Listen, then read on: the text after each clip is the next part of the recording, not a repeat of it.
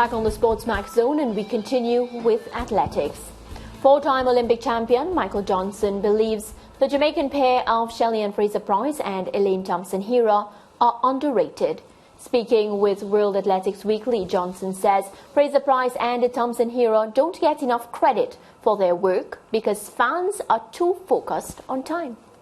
Yeah, and I would say that it's a perfect example of the problem, because I don't think that Shelly-Ann Fraser-Pryce or Elaine Thompson-Herah get enough credit for what they've done in the sport because we're so focused on times.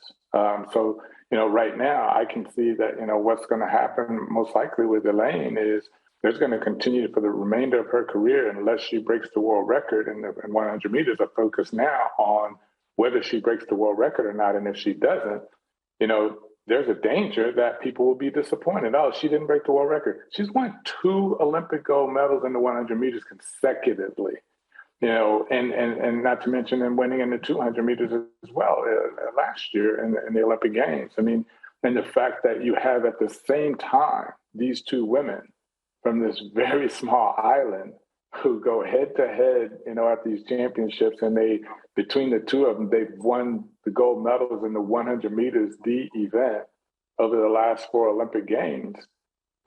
That's incredible. And I think that should be celebrated. And I think if we were focused more on these athletes and their ability to deliver when it counts at championships and win the head-to-head battles, as opposed to, well, this time and what was the wind and, is it a national record and how close is it to the world record and all of those things. I think we're robbing ourselves and the sport of its greatness.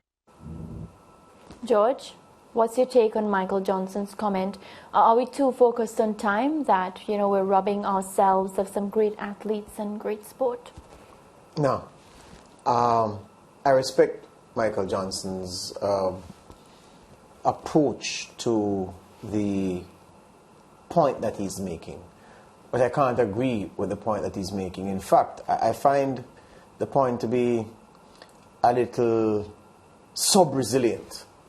Notice I didn't say weak. It's sub-resilient. Tell me why. Because you are talking about 2 women who have been and are being lauded for the body of work that they've put into a career.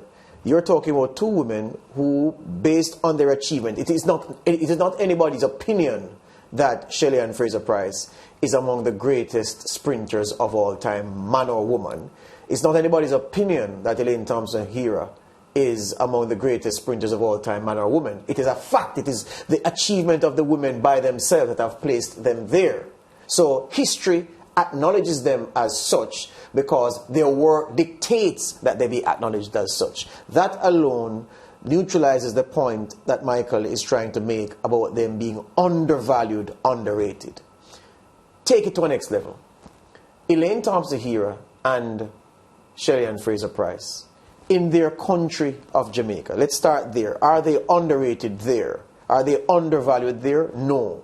Both women have been accorded Jamaica's 6th highest national honor, Order of Distinction, officer class, or commander class.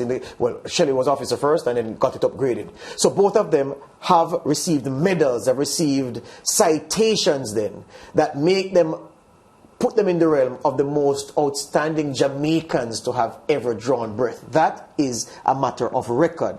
That again nullifies their argument about them being undervalued, about them being underrated. Okay. Then when you look at the point that so his argument turns on the fact that we're obsessed about the times they do. Of course, we have to be obsessed about the times they do.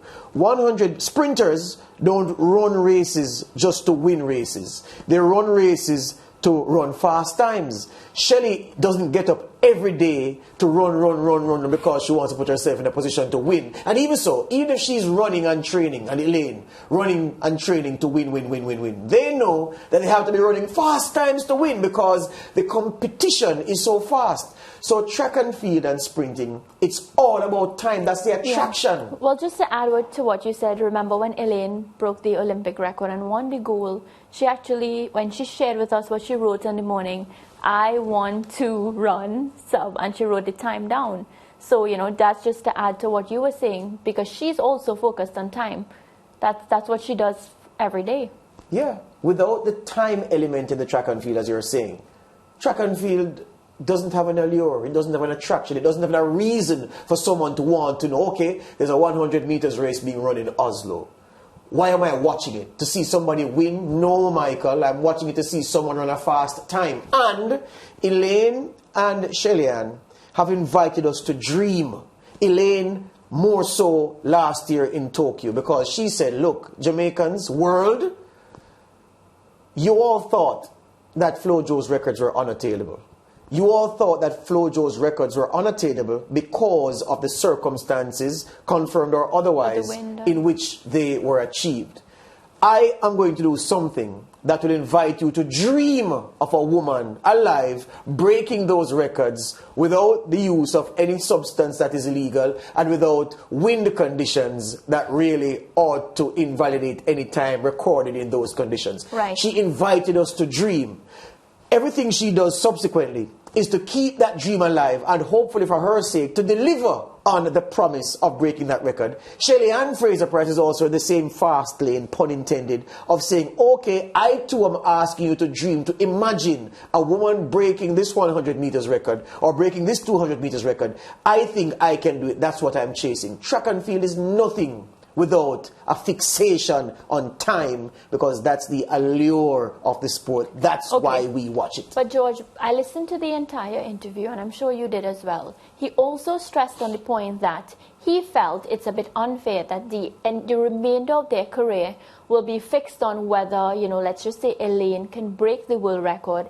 And he felt as if, if she doesn't break it, the world will be disappointed. And that sort of takes away from everything that she's done, that disappointment, just because she didn't break the world record. No, Michael is keeping a private pity party that he wants to invite us to, and we're not going, because I'm saying, if Elaine Thompson-Herah retires and doesn't break the record or even come closer than she's gone, she too will be disappointed. Shelly-Ann Fraser-Pryce also will be disappointed. So they will believe that the proximity they came to the record, and with the talent that they had, and with what they were capable of doing, they will be disappointed that they didn't take themselves beyond, because they feel that that is the sphere in which they are operating. So they too will be disappointed. I'm saying, this is not the USA of 300 million plus people, where track and field athletes are, your best sprinter could walk into a Walmart or a Costco in Arlington, Virginia, or in Baltimore, or in Akron, Ohio, wherever,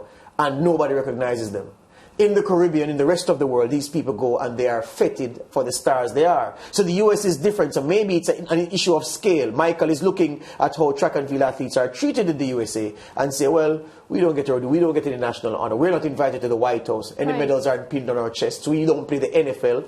The Super Bowl people are invited to the White House. The NBA champions are invited as a rite of passage. This doesn't happen for track athletes. In Jamaica, in the Caribbean, in the rest of the world, track and field stars and superstars like Fraser-Pryce and Thompson-Herah are given this kind of treatment. And at every step, the track and field world has made these two women feel how valued they are, beyond anybody's feelings. Because what point I'm making, Mariah, is that what these women have done are outside anybody's feelings. Nobody has to grant them the favor of saying, you know what, I think you're great, Elaine, or I think you're great, Shelly. It is what they've done is superior and outside to anybody's opinion.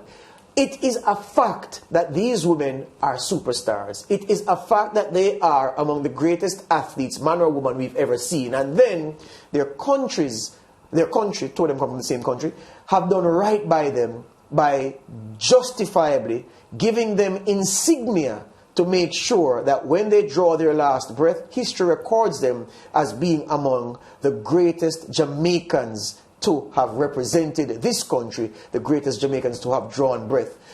All of that is done already. So all that's left is for both women to continue chasing records. Right. So you disagree strongly with the point that, we're robbing ourselves and we're robbing the sport because we're fixated. Sometimes as commentators, we have to find a take, Mariah, on an issue that nobody has ever come with before. And I think that's what Michael has been trapped in. Michael is trying to come with an argument that has never been made before, and he's trying to take it from a different perspective. Sometimes it works and it ends up being a brilliant take. Other times, it falls way short. And I'm not saying his argument is weak or his take is weak. I'm saying his take is sub-resilient. And it's a pity party that he wants to throw for the ladies, and they have no interest in going. Neither am I. Neither should you be. On that note, I'm going to drink some water. I'll be right back.